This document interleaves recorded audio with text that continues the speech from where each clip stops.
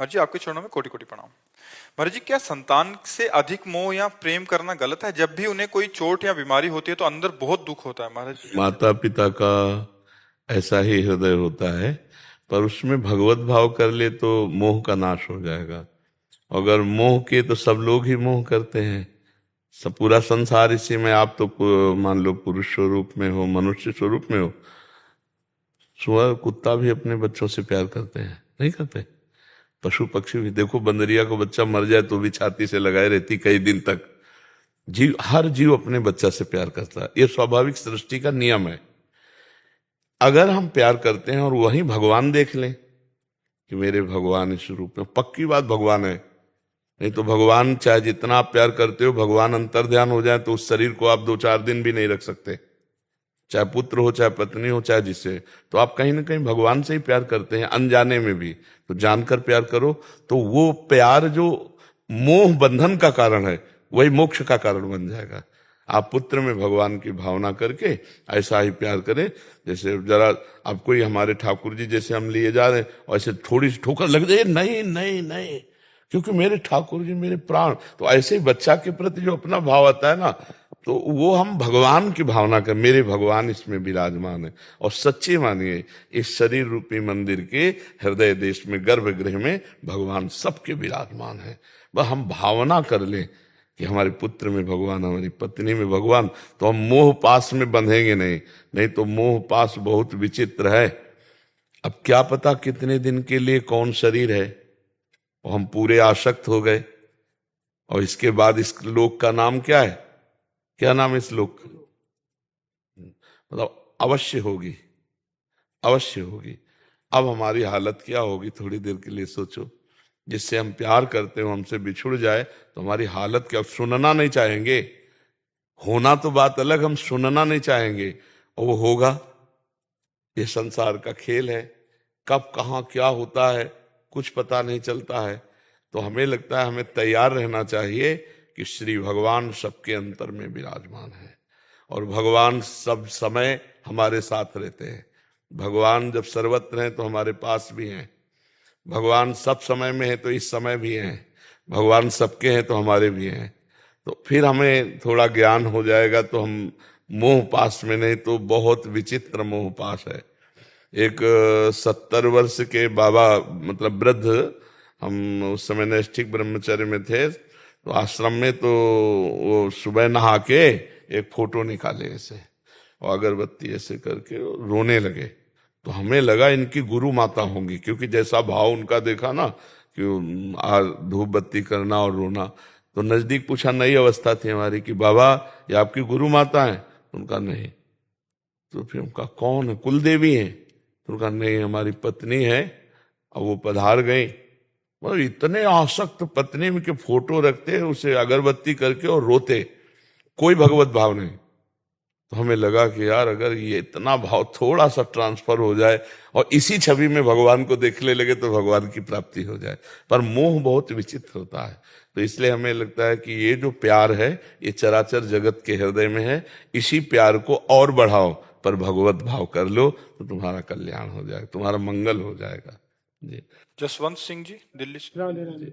राधे राधे महाराज जी। महाराज जी आपके चरणों में कोटि कोटि प्रणाम। महाराज जी, बचपन से ही मेरा लक्ष्य भगवत प्राप्ति और भगवत प्राप्त संतों को गुरु बनाने की जिज्ञासा थी, ताकि मैं अपने जीवन के लक्ष्य को प्राप्त कर सकूं और भगवान श्री कृष्ण का भजन करूं। बचपन में मुझे वैराग्य हो गया और यही धुन लगी कि मुझे संन्यास लेना, भगवत प्राप्ति करनी है। बच्चा था, किसी धार्मिक पुस्तक में पढ़ा कि संन्यास लेने के लिए माता पिता का आशीर्वाद लेना जरूरी है, नहीं तो संन्यास नहीं होता। पिताजी नहीं रहे, माताजी ने आशीर्वाद नहीं दिया।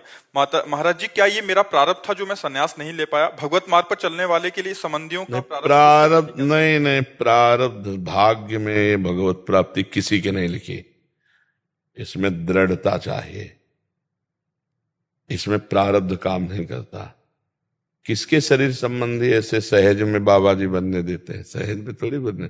हमारे पिताजी भक्त थे, पर सहज में कौन चाहता है? कट्टरता। हमारे बड़े भ्राता इस शरीर के आए, चलो घर चलो जा। अब वो तो खोजबीन शुरू हुई तो पता ही चल जाता है। बोले गोरा गोरा लड़का है वहां मंदिर में है, तो पकड़े गए हम। तो 13 वर्ष की अवस्था थी, तो अभी 4-5 दिन ही घर से भागे हुए थे। वहां तो सब तो पिता ही होते। जो ही थोड़ी देर में देखा तो पिताजी आए और खड़ी की साइकिल और डंडा साथ में, और डंडा साथ रखते थे किसान आदमी। फिर हिम्मत किया कि चाहे मार डालें, ना उठेंगे ना जवाब देंगे, बस हम निश्चय किया है मारेंगे जरूर लेकिन हम बोलेंगे नहीं, उठेंगे नहीं, चाहे मार डालें। और जब नजदीक आए वो खड़े हो, उनका स्वभाव बहुत, हम कुछ नहीं बोले, चुपचाप ऐसे बैठे, सुना नहीं, फिर भी नहीं बोले। बोले हम प्यार से कह रहे हैं, खड़े हो जाओ, हमारे प्रश्नों का उत्तर दो। तो हमें लगा गुंजाइश है, तो खड़े हो गए। तो मतलब एक तो भय उनका और दूसरा भगवान के प्रति समर्पण। तो उन्होंने कहा चलो बैठो गाड़ी पे, घर चलो। हम कहा नहीं, अब जीवन में कभी घर नहीं जाएंगे। क्यों? किसी ने कुछ कहा? हम कहा नहीं। और रोने लगे। हम कहा हमें भगवान चाहिए, हम भगवत प्राप्ति करना चाहते हैं, आपका हमें आशीष मिले और आप जाओ, हमें छोड़ दो भगवान के सहारे। पता नहीं क्या हुआ, एकदम उनकी मतलब मति पलटी और ऐसे ऐसे छाती से लगाया और कहा सच्ची बात भगवान प्राप्त करना चाहते हो? हम कहा हाँ सच्ची बात पर। तो ऐसे ऐसे खोपड़े में मेरे हाथ फेरा और कहा अगर ऊषर में भी बैठोगे ना तो आशीर्वाद देता हूं, फूलों की वर्षा होगी। पर एक बात जिंदगी में अगर हमें सुनने को मिले कि किसी माँ बहन की तरफ देखा है कि तुम्हें इतनी बात समझ लो, तो हम कहा जिंदगी में ये बात आपको कभी सुनने को नहीं मिलेगी। और बोले जिंदगी में कभी लौट कर गांव की तरफ मत देखना, अगर वैराग्य लिया तो फिर भगवान की कृपा से, उनके आशीर्वाद से ये मोहरा टला। अब दूसरा मोहरा माँ का, बहुत बड़ा ये बहुत सबसे बड़ा होता है। इसमें थप्पड़ का भय नहीं था, इसमें आंसुओं का भय था, क्योंकि ये टालना बहुत कठिन होता है। जो ही सुना अम्मा आ रहे हैं, क्योंकि जाग बता दिया वो नहीं आएगा, वो बाबा जी बन गया पक्का। जो ही माता जी को, तो हम फिर भगवान से प्रार्थना की कि हे भगवान माँ से बात करने की हमें सामर्थ्य दो, क्योंकि उसके आंखों की आंसुओं के सामने, और वो कोई प्रवचन थोड़ी होते हैं, वो तो हृदय की मार होती है ना। अब जो ही आए सो दौड़ के ऐसे बबुआ गले, हम कहा अब तो ढेर हो गए, अब क्या उत्तर दे, वो रो रही है ऐसे। उनका बैठो अम्मा, बैठे। हम कहा आप हमें बताओ जिस मार्ग में हम जा रहे हैं क्या गलत है? बोले कभी नहीं गलत है, कभी नहीं कहूंगी कि गलत है। रात दिन भजन करना, पर जब तक हम जीवित रहे हमारे सामने घर में रहो और तुम भजन करो, केवल भजन करो। हम कहा अम्मा ऐसा नहीं होता, जब गांव गली में घर गृहस्थी में रहा जाता है तो निरंतर भजन नहीं होता, वो साधु संग और लक्ष्य से होता है। तो हम कहा मैया हम भगवान के मार्ग में, आप दोबारा कभी हमारे सामने मत आइएगा।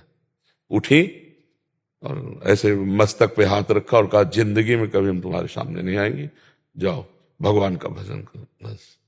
वो मरी की जी, पिता मरे की जी, पर जब से निकले तब से आज तक तो कट्टरता, अपनी कट्टरता, अपना लक्ष्य दृढ़, मर चाहे जाऊं नहीं नहीं नहीं भगवान के मार्ग में चलूंगा।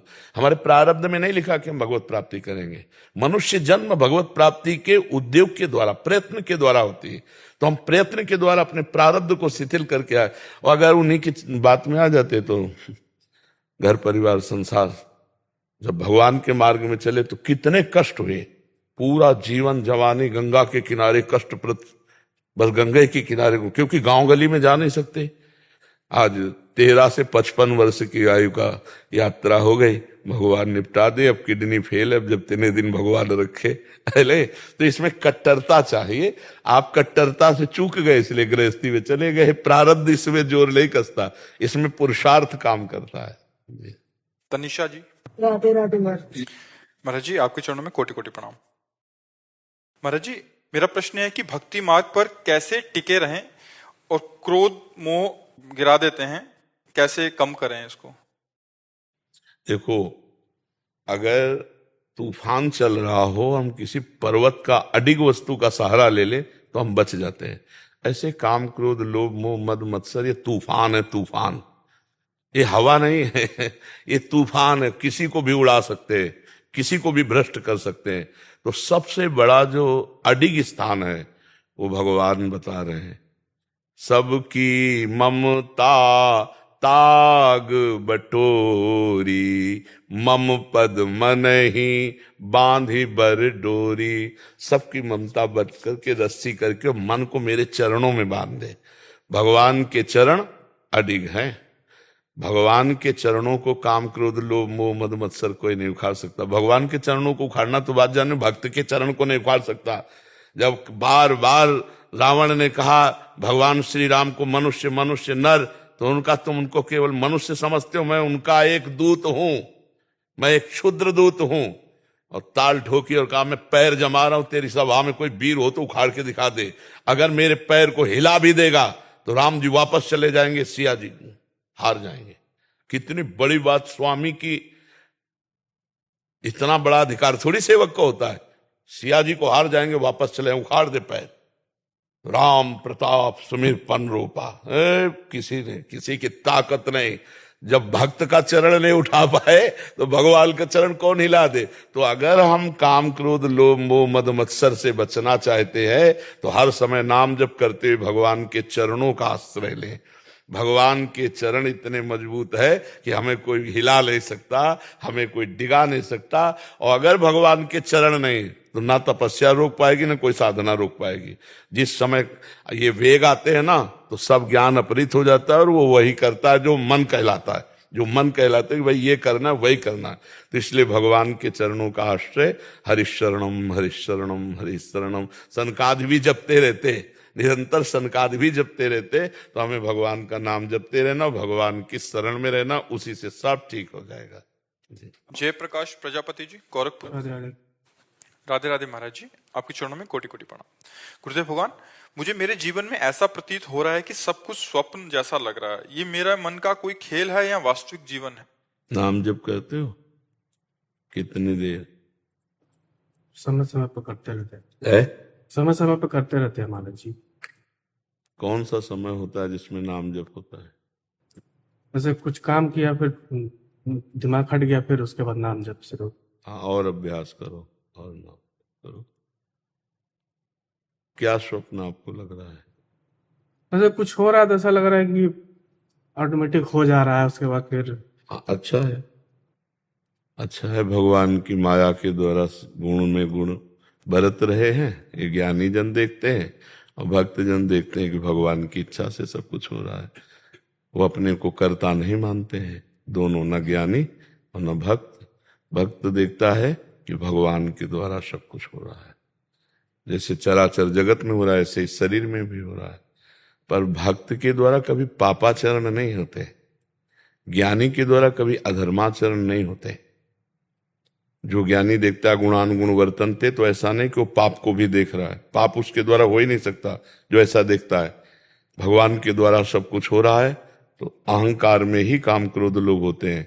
इस वृत्ति में सब कामनाएं नष्ट हो जाती हैं।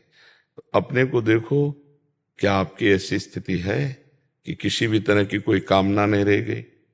ना भोग की, ना पद प्रतिष्ठा की, ना अर्थ की, न जीने की, न मरने की कोई आकांक्षा नहीं। तब माना जाएगा कि आपको पूरी सृष्टि स्वप्नवत दिखाई दे रही है। ब्रह्म सत्यम जगन मिथ्या, उमा कहूं मैं अनुभव अपना, सत हरि भजन जगत सब सपना। तो आप देखो कि क्या आपकी स्थिति ऐसी है? अगर नहीं है तो उसको प्राप्त करने के लिए मनुष्य जन्म मिला है। सत्संग सुनो, खूब नाम जप करो और यही भाव आगे बढ़ाते चले जाओ। तो जब ये पुष्ट हो जाएगा तो सिद्ध हो जाता है, फिर उसकी स्वाभाविक प्रवृत्ति वही बनी है, एक एक वृत्ति भगवदाकार हो जाती है। ठीक है। साक्षित टिंकर जी, राधे राधे महाराज जी।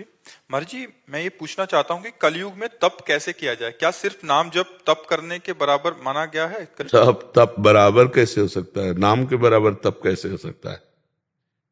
ये तो नाम का मतलब अवहेलना करना होगा। तप जो होता है वो तीन प्रकार का होता है। एक होता है शरीर का तप, गर्मी सर्दी सहना। जैसे देखो कुछ तपस्वी जन है, गर्मी में आग लगाकर आसपास से बैठते हैं, कुछ सर्दी में जल में गले तक खड़े होकर के भूख प्यास सहना। बाहरी जो आगंतुक प्रकृति जनित कष्ट हैं उनको सहना, उनसे विक्षिप्त ना होना, उसे शारीरिक तप कहते हैं। मानसिक तप के बिना शारीरिक तप का कोई महत्व नहीं बनता, क्योंकि शरीर का स्थूल ढांचा, ये क्रियात्मक कष्ट सहा, लेकिन मना स्थिति क्या है? तो मना स्थिति में जब काम का प्रहार हो, क्रोध का प्रहार हो, ये ताप है, लोभ मोह मद मत्सर ईर्ष्या द्वेष मान अपमान स्तुति निंदा, इनको समान भाव से जो सह गया वो मन का तपस्वी। तन का तपस्वी तो कोई भी हो सकता है, लेकिन उसका फल है मन का तप, और वाणी का तप है निरंतर भगवान का नाम जप करते हुए मौन रहना। बोलना तो भगवत शब्दों में बोलना, सत्य बोलना, हितकर बोलना, ये तो तप महत्वशाली है। बाहरी दिखावे को तप नहीं कहते। व्रत संयम नियम ये अहंकार की पुष्टि अगर कर दिए तो सब बेकार हो गए। अहंकार लेने से क्या तपस्या पूर्ण हो गई? यही खास बात है। भगवान के आश्रित होकर दैन्य भाव से आप जल में रहो, चाहे फल में रहो, चाहे रोटी में रहो, चाहे उससे कोई फर्क नहीं पड़ता। आपका चिंतन क्या हो रहा है? आप चिंतन कहाँ में? जहां चिंतन वही आपकी स्थिति। हाँ, भगवान के लिए किया जाए और दैन्य रहा जाए और नाम जप किया जाए तो यही तप भगवत प्राप्ति करा देगा। कलयुग में सबसे बड़ा तप है पापाचरण ना करते हुए नाम जप कर लो, बस हमारी बात मान लो। चाहे रोटी खा के रहो, चाहे फल खा के रहो, चाहे पानी पी के रहो, भगवान का स्मरण नहीं हो रहा तो सब बेकार है। भगवत स्मृति हर समय नाम जप करते रहो। कलयुग केवल नाम आधारा, सुमिर सुमिर नर उतरे पारा। यह कलिकाल मलायतन मन कर देख विचार, श्री रघुनाथ नाम बिनु नाहिन आन आधार। समझ रहे लो बच्चा? अंदर काम सता रहा, उसको सह गए। भारी तपस्वी काम का ताप सह गए। बाहर की आग सही जा सकती है, अंदर की आग नहीं सही जा सकती। किसी ने गाली दी, वो अंदर जाके जला रही, सह गए चुपचाप तपस्वी। ये तपस्या, क्योंकि इसमें प्रदर्शन नहीं है। प्रदर्शन में लोक रिझावा है, लेकिन वो व्यक्ति मान अपमान सुख दुख लाभ हानि सबको शांत भाव से सहकर भजन कर रहा है, उसको कोई नहीं जान पाएगा। उसको भगवान जानेंगे, उसे भगवत प्राप्ति होगी। तो तपस्या का अर्थ है आए हुए विकारों को सह जाना, सच्ची तपस्या। पर ये बहुत कठिन है, ये बहुत कठिन है।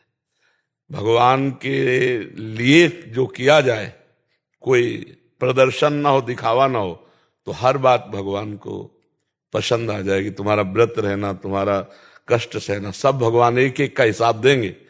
और दिखावे के लिए हो सो तो भारी से भारी तप भी किसी काम का नहीं है जी। इस प्रसंग में हम देखते हैं कि दुर्वासा जी दूब का रस पीते थे और बलकल की लंगोटी लगाते थे। अम्बरीश जी चक्रवर्ती सम्राट थे, लेकिन महाराज दुर्वासा परास्त हो गए अम्बरीश जी की भक्ति के कारण। क्यों? निरंतर भगवान का स्मरण, जितने व्रत संयम उपवास उपासना सब भगवान के लिए, तो हार गए। दुर्वासा जी चरणों में गिरे आके अम्बरीश जी के पूरा चरित्र सुनना। तो तपस्या वही सार्थक है जो भगवान के लिए की जाए, दिखावे के लिए नहीं, दूसरे को दिखाने के लिए तो फिर दम्भ पाखंड हो जाता है। चंद्रेश जी लंदन से। राधे राधे। महाराज जी, ऐसे कोई बाहर से आते हैं तो काफी जगह मंदिरों में जाते हैं, तो वहां उनको पैसे चढ़ाने के लिए बोला जाता है, यहाँ चढ़ाओ वहां चढ़ाओ। बट वो ये बाहर से जो लोग आए हैं वो सोचते हैं कि एकदम भागवतिक होगा या ऐसा होगा, क्योंकि सत्संग सुनते हैं वो भी, बट उनके फिर वैसे हम आपको इतना बता दें, अभी पीछे वाले बैच में बताया था कि इसके आपकी बात का खंडन भी करेंगे और आपकी बात का मंडन भी करेंगे। पहले मंडन कर रहे हैं कि जो धाम आदि का सेवन करते हैं या मंदिर आदि का सेवन करते हैं, अगर उनको भगवान पर भरोसा और प्यार नहीं है तो रुपए पर भरोसा और आने वाले लोगों पर भरोसा होगा ना, तो अब वो उनसे, क्योंकि भोग सामग्री रुपए से मिलेगी, रुपए से मनमानी। अब मानव शरीर है तो अपनी वासनाओं की पूर्ति के लिए भगवान पर दृढ़ भरोसा ना होने के कारण वो सामने वालों पर ऐसा व्यवहार करते हैं। अब हम उसको पलट करके आपकी भावना को शुद्ध करने के लिए कहते हैं कि यदि हमारे पास है तो हम उसे बिहारी जी का आदेश मानते हैं और उनकी आंख में आंख मिलाते हैं कि धन्य है, आप अपनी वस्तु को ले रहे हैं, सीधे बिहारी जो ले रहे हैं, सीधे बिहारी जो, वो कहीं ना कहीं भगवत आश्रित ही बोलेगा ऐसा। उनसे आंख मिलाओ कि हम समझ रहे हैं आप बोल नहीं रहे, यही बोल रहे हैं, ये लो तो दियम वस्तु गोविंद तो सब परम मंगल हो जाएगा। अगर हम कहीं विचार करें तो ठाकुर जी के सिवा उनका कोई व्यापार नहीं है। परिवार है, लड़का बच्चा है, ठाकुर जी को भी भोग लगाना है, पोशाक पहनानी, और लड़का बच्चा को भी पोशाक पहनानी, उनको भी खवाना पियाना है। तो अगर भगवान पर विश्वास है तो आपसे मांगना नहीं पड़ेगा, अपने आप सब पूरा होगा। और अगर वासनाओं की पूर्ति चाहिए तो फिर ऐसे, पर है तो भगवान ही। तो हम आए तो थे दर्शन करने, सर्वस्व समर्पण करने कि हे नाथ मैं जैसा हूं आपका हूं। अगर है तो दे देते हैं, नहीं है तो उनसे आंख मिला के कहते हैं कि मजाक मत करो। आपने जेब में 500 दिया, ये 5000 कह रहे कहां से दूं? भगवान से सीधे बात करे। आपने मजाक क्यों करवाई? दिया तो 500 है, आप ये कह रहे 5000 दो, कहां से दे? और अगर 5000 है तो उनमें हमें आना है, जाना है, खाना है, पीना, हम 500 दे सकते हैं, ये लो। ऐसे खुली बात करना चाहिए, डरना नहीं चाहिए। और भगवान से बात करनी चाहिए, क्योंकि वो बात नहीं करेंगे ना, वो अपने पार्षद से करवा रहे हैं, तो ऐसे बात करें।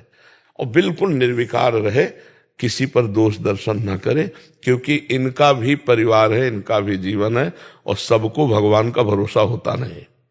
ये भी बात जान लो, भगवान के पास रहते हुए भी भगवान का भरोसा नहीं होता। अगर भगवान का भरोसा है तो मांगना नहीं पड़ेगा प्यारे। अगर भगवान पे विश्वास है तो अनंत ब्रह्मांड चलाते हो तुम, वैष्णवों को नहीं चलाएंगे, अपने दासों को नहीं चलाएंगे। पर होता क्या, हमें भगवान पे विश्वास नहीं होता, तो फिर वो उसी कोटि का जीवन हो जाता है। और भगवान पे विश्वास है तो आपसे सच्ची कहते हैं, सच्ची कहते हैं, ऐसे व्यवस्था करते हैं कि कैसे तुम्हें बताए। जिस समय जैसी आवश्यकता होगी उस समय वैसी व्यवस्था एक क्षण में कर देते हैं, हम देखते हैं। तो इस, अब जैसे यहाँ के पंडा पुजारी हैं, आप सच्ची मानिए, हम उनके घरों की रोटी मांग के खाए हैं। घरों में रोटी मांग, घी की चुपरी दिया है, और कैसे पैसा पैदा करते हैं, चलो हम तुम्हें निधिवन घुमा दें, सेवा कुंज घुमा दें। फिर घर जाते हैं, पूरे परिवार के खान पान, कपड़ा लत्ता, सामग्री। तो मुझे लगता है अहित नहीं होगा आपका। ये ब्रज के परम धाम के पुरोहित जन हैं, इनको अगर भोजन साजन कपड़ा लत्ता की व्यवस्था हो गई इस तरह से, इनकी खेती नहीं है, किसी किसी के चाट की दुकान है, किसी के मुकुट की दुकान है, बस उसी से काम चलता है, वो मांगेंगे नहीं। और जो इस कोटि से व्यवहार करते हैं, तो हमको थोड़ा उदार वृत्ति रखनी चाहिए, और दोष दर्शन ना करते हुए हमारी जो सामर्थ्य सो करेंगे। अगर हमारे अंदर ठाकुर जी बैठे हो कह रहे नहीं, तो हम उनकी बात सुनकर भी अनसुनी करके प्रणाम करके चल देंगे। महाराज जी कोई अपराध? नहीं, कोई अपराध ऐसे नहीं। अपराध काफी लोग तो ऐसे भी डर जाते हैं। नहीं, बिल्कुल नहीं डरना चाहिए, ऐसा कोई डर की तो बात नहीं। आप 1 रुपया मत दीजिए, हाँ कोई अपराध नहीं ऐसे मन में आ रहा है तो हम दे देंगे। हमारे हृदय में ठाकुर जी दिए हैं, विश्वास हमारा, श्रद्धा विश्वास कर। मान लो आप हमसे मांगे कि 500 दीजिए, अब हमें पता लगे तुम शराब पियोगे तो हम नहीं देंगे। हमें क्या पता कि तुम क्या करोगे। जब हमें विश्वास हो गया और श्रद्धा हो गई, हमारे भाव है, तो हम दे देंगे, नहीं देंगे। इसमें कोई परेशानी नहीं। सामने वाले का मांगना है, आपको दे, हाँ ना कुछ नहीं बोलना, प्रणाम करना, चल दे। अगर सामने वाला उद्दंडता करे तो फिर कानून है। ऐसे थोड़ी कि आप जेब काट लोगे, आप जबरदस्ती करोगे, फिर भारतीय कानून व्यवस्था है। क्यों इसमें आपको कोई संशय लगा? हाँ, अगर है तो बांट के खा लो, नहीं है फिर राधे राधे, प्रणाम कर लिया, चल दिया। बकाया हम आपको कहते हैं मांगेगा वही जिसे भगवान पर विश्वास नहीं है। नहीं, भगवान बैठे हुए, सबका भरण पोषण वही करते हैं। लड़ाई झगड़ा करने की क्या जरूरत, जबरदस्ती छीनने की क्या जरूरत है। अगर वो श्रद्धा है तो आया है दर्शन करने, 10 20 50 तो चढ़ाएगा ही। जिसकी जितनी श्रद्धा है, वैसा नहीं है कि कहना ही पड़े। तो भगवान पर भरोसा रखे, पर जब भरोसा भगवान पर नहीं रहता तो फिर इंसान पर आ जाता है। तो चलो आप भगवान के सेवक हो, हमारे जो मन आया सो भगवान में चढ़ा दिया, और नहीं मन आया तो प्रणाम किया, चले गए। बका किसी भी तीर्थ पुरोहित की निंदा न करे, क्योंकि उनका जीवनोपार्जन यही है, उनकी कोई और व्यापार आदि नहीं है। बहुत से ब्रजवासी जन ऐसे हैं जिनका जीवनोपार्जन है। तड़के से खड़े हो जाते हैं पुलिस चौकी के आगे, कार निकलेगी तो रुको रुको, हम आपको दर्शन कराएंगे अमुक अमुक अमुक जगह, और आप उनको कार में बैठा रहो, 14 जगह घुमा के। तो अब अलग अलग प्रक्रिया है। हम तीर्थ आए हैं तो कुछ देने आए हैं, हम कुछ दे दे, पर किसी से हम दोष दर्शन करके पाप ना लें। बढ़िया तुम्हारा स्वभाव जैसा, 1 रुपया भी खर्चा न करो तो आपको कोई पाप नहीं लगेगा। लेकिन आप निंदा कर दो तो पाप लग जाएगा, क्योंकि हम तीर्थ आए हैं ना, और वो तीर्थ पुरोहित है, उनका स्वभाव अपना है। हम देने आए, हम लेने नहीं आए, हम पाप लेके नहीं जाएंगे। तो कुछ नहीं, आपका स्वभाव, आप ऐसे बर्ताव करो, हमारी जेब में दम है, भाव है तो दे देंगे, नहीं है तो हम चल देंगे प्रणाम करके, उसमें कोई पाप नहीं लगता है। तो क्या हमें लगता है कि धाम आदि आवे, तो जैसे एक पार्टी में आप जाते हो तो 10-20 हजार इधर उधर हो जाए, 4 दोस्त पिए खाए तो फिर नहीं ध्यान देते, ऐसा आजकल होता है। कहीं छोटी से छोटी बात अगर 4 लोग बैठ जाओ तो 2-4 हजार खर्चा हो जाएंगे। तो हमें लगता है अगर धाम तीर्थ आवे 2-4 हजार बिहारी जू, राधा वल्लभ जू, ब्रजवासी जनों में खर्चा हो जाए तो उसमें शोक ना करे। नहीं, गाड़ी में जरा सा ठोकर लग जाए 60-70 हजार 1 लाख लग जाते, और लाख रुपया अगर धाम में खर्चा कर दिए तो करोड़ों के बराबर हो गए। पर धाम में खर्चा करना बहुत कठिन होता है। तो हमें लगता है अगर कभी ऐसा हो तो पिता की तरह उदारता दिखा करके जो हो, जितना अपने भाव, तो 10-10, 20-20, 50-50 रुपया दे दिए, प्रणाम किए, नमस्कार किए, उनमें दोष दर्शन ना करे। दोष दर्शन करने से अपनी हानि है। ठीक है ना, कोई संशय तो नहीं इसमें जी। राजेश जी, सूरत, गुजरात से। महाराज जी, आपके चरणों में कोटि कोटि प्रणाम। महाराज जी, मृत्यु को महोत्सव में कैसे परिवर्तित करें? मृत्यु हमारे श्री कृष्ण है। विभूतियों में कहा सब कुछ हरण करने वाले में मैं मृत्यु हूं। तो जब मेरा प्रीतम नाटक कर रहा है और वो कोई भी रोल कर रहा हो, स्वांग कर रहा हो, हम पहचानते हैं कि ये मेरा प्रीतम है, तो क्या मुझे भय लगेगा? वो एक भयावह रूप लेकर के आ रहा है और हमारा परिचय है कि अरे ये तो मेरा प्रीतम है, तो क्या भयावे रूप में हम उसका आलिंगन नहीं करेंगे? दूसरे डरेंगे, हम नहीं डरेंगे। एक बार एक सरकारी ऑफिसर जो पिस्तौल रखता था घर आया तो उसकी पत्नी ने कहा कि तुम इतना कैसे लेट हो गए? सरकारी काम होते हैं उनमें लेट हो जाते हैं। नहीं, रोज तो लेट नहीं होते, आज कैसे लेट हो गए? बदतमीजी की हद हो गई। पिस्तौल निकाली, गोली भरी सामने और कनपट्टी में रख दिया। अरे जाओ यार तुम फालतू, ये दूसरे को दिखाया करो। बोले असली गोली है।